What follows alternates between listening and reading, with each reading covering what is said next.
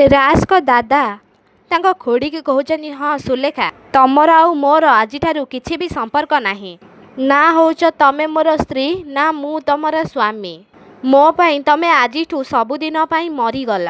ମୋ ପାଇଁ ତମେ ଆଜିଠୁ ମରିଗଲ। ଏମିତି ରବି କହିକି ସେ ଜାଗାରୁ ଚାଲି ଯାଉଛନ୍ତି। ତାପରେ ସୁଲେଖା କହୁଛନ୍ତି, ରବି ମୋ କଥା ଟିକେ ଶୁଣ।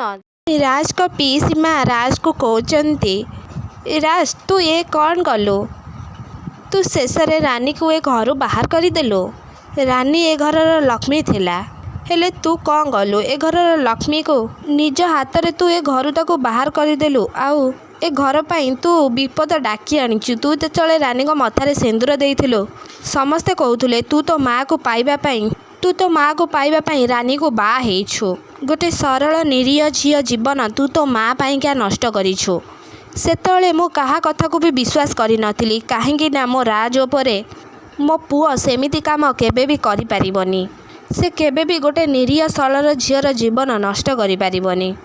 ଆଉ ସେଇଟା ବି ତୁ ପ୍ରମାଣ କରିଦେଇଥିଲୁ। ହେଲେ ତୁ ଆଜିକି ଏ ଘରୁ ରାନୀକୁ ବାହାର କରିଦେଇ ଏ କଥାର ବି ତୁ ପ୍ରମାଣ ଦେଇଦେଲୁ ରାଜ।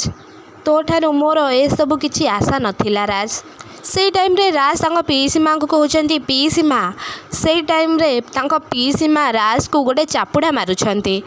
ଆଉ କହୁଛନ୍ତି ରାଜକୁ, ତୁ ସବୁକିଛି ଶେଷ କରିଦେଇଛୁ। ଆଉ ନିଜ ହାତରେ ଏ ପରିବାରକୁ ଭାଙ୍ଗିରୁଜି ଖାରଖାର କରିଦେଇଛୁ। ରାନୀ ଏ ଘରର ସାହସ ଥିଲା, ଆଉ ଏ ଘରର ଲକ୍ଷ୍ମୀ ଥିଲା। ତୁ ଆଜି ତୋ ମା' ପାଇଁ ଏତେ ଅନ୍ୟାୟ କରିବୁ ବୋଲି ସେ ନିରୀହ ଝିଅ ଉପରେ ମୁଁ କେବେ ବି ଭାବିନଥିଲି। ସେଇ ଟାଇମ୍ରେ ରାଜଙ୍କ ଖୁଡ଼ି କହୁଛନ୍ତି, ଏସବୁ କ'ଣ ହେଇଗଲା? ରବି ମୋ ସହିତ ଏମିତି କଥାବାର୍ତ୍ତା କରିବେ ମୁଁ କେବେ ବି ଭାବିନଥିଲି। ମୋତେ ତ ଆଜି ବହୁତ ଦୁଃଖ ଲାଗୁଛି। ସେ ରାନୀ ପାଇଁ ସେ ମୋତେ ଆଜି ଛାଡ଼ିଦେଲେ। ସେଇ ଟାଇମ୍ରେ ପ୍ରୀତି ସୁଲେଖାକୁ କହୁଛନ୍ତି, ଆରେ ଖୁଡ଼ି, ତମେ ଏମିତି କାନ୍ଦୁଛ କ'ଣ ପାଇଁ? ଏ ଛୋଟ କଥାକୁ ନେଇକି ତମେ ଏତେ ଡ୍ରାମା କରିବା କ'ଣ ଦରକାର? ଆଉ ମୋ ଆଗରେ କାନ୍ଦିବା ବନ୍ଦ କର। ତମେ ଯାଅ ତମ ସ୍ୱାମୀଙ୍କ ଆଗରେ କାନ୍ଦିବ। ସେଇ ସମୟରେ ରାଜଙ୍କ ଭଉଣୀ ସାନ୍ଭି ସେ ଜାଗାରେ ପହଞ୍ଚୁଛନ୍ତି। ସେଇ ଟାଇମ୍ରେ ସୁଲେଖା କହୁଛନ୍ତି, ପ୍ରୀତି, ତତେ କ'ଣ ମୋ କାନ୍ଦ ଦେଖାଯାଉନି? ଆଉ ମୋତେ ଦେଖିକି କ'ଣ ତୋ ହୃଦୟ କାନ୍ଦୁନି? ତାପରେ ସାନ୍ଭି କହୁଛନ୍ତି, ସାପର ହୃଦୟ ନଥାଏ ମା'। ଆଉ ଏକଥା କ'ଣ ତମେ ଜାଣିନା? ଆଉ ସାପର ପ୍ରକୃତି ହେଉଛି ସେ ନିଜର ହେଉ କି ପରର ହେଉ ତାକୁ ଫଁ ଫଁ କରିକି ଚୋଟ ମାରିବା, କିନ୍ତୁ ସେ କେବେ ବି ନିଜର ହେଇପାରେନି।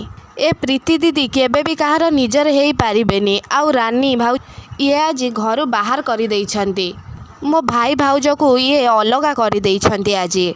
ତାପରେ ସାନ୍ଭିଙ୍କ ମା ସୁଲେଖା କହୁଛନ୍ତି, ତୁ ଏସବୁ କ'ଣ କରିଯାଉଛୁ ସାନ୍ଭି? ତୋ ବାପା ମୋ ସହିତ କଥା ହେଉନାହାନ୍ତି। ସେ ମୋ ସହିତ ସବୁ ସମ୍ପର୍କ କାଟିଦେଲେ। ହେଲେ ତୁ ଆସିକି ଆମକୁ ଶୁଣଉଛୁ? ତୁ ଯା ତୋ ବାବାକୁ ବୁଝେଇବୁ। ସେଇ ଟାଇମ୍ରେ ସାନ୍ଭି କହୁଛନ୍ତି ସୁଲେଖାକୁ, ଯାହା ବି ସବୁ କିଛି ହେଇଛି ନା, ଏକଦମ ଠିକ୍ ହେଇଛି ମା'। ତମେ ଯାହା ସବୁ କରିଛ ସେଥିପାଇଁ ତ ଦଣ୍ଡ ପାଇବା ଦରକାର। ସେଇ ଟାଇମ୍ରେ ସୁଲେଖା କହୁଛନ୍ତି, ତୁ ମୋ ଝିଅ ହେଇକି ତୁ ମୋତେ ଏମିତି କଥା କହୁଛୁ ସାନ୍ଭି? ଏସବୁ ଜମା ବି ଠିକ୍ ନୁହଁ। ତାପରେ ସାନ୍ଭି କହୁଛନ୍ତି ତାଙ୍କ ମା' ସୁଲେଖାକୁ, ବାବା ଯେତେବେଳେ ଯାହା ବି କରିଛନ୍ତି ସବୁବେଳେ ଠିକ୍ କରିଛନ୍ତି। ମୁଁ ସେଥିରେ ତାଙ୍କୁ ଫୁଲ୍ ସପୋର୍ଟ କରୁଛି। ସେଇ ଟାଇମ୍ରେ ରାଜଙ୍କ ମା' ଆରତୀ କହୁଛନ୍ତି, ମୁଁ କ'ଣ ଯାହା ସବୁ କରିଛି ସବୁକିଛି ଠିକ୍ କରିଛି ନା ଭୁଲ କରିଛି? ସେଇ ଟାଇମ୍ରେ ସୁଲେଖା କହୁଛନ୍ତି, ଅପା ତମେ କାହିଁକି ବ୍ୟସ୍ତ ହେଉଛ କହିଲ? ସେଇ ଟାଇମ୍ରେ ରାଜଙ୍କ ମା' ଆରତୀ କହୁଛନ୍ତି, ମୁଁ ରାଜର ଏମିତି ଅବସ୍ଥା ଦେଖିପାରୁନି।